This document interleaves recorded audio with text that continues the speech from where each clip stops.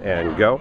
All right, so this will be a little redundant from last night, but so I think you said that it had been 52 years since we've seen each other. I left in 1958.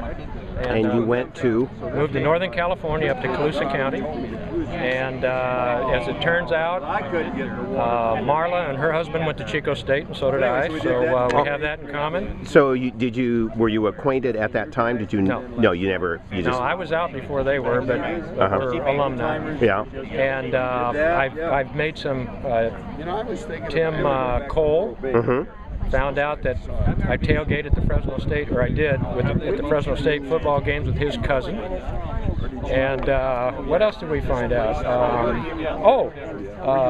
Janet Stidham and her husband live in Morro Bay now, and they're 10 miles from our mobile home that we have in Cambria, so we're going to see each other here in the near future. So it's been a wonderful reunion. Good. So you're married, you have children? Got two grown daughters. One's a nurse practitioner in Stockton for Kaiser, and the other one is married to a general contractor in Grover Beach, near Pismo. Yep, I know Grover Beach. Yep.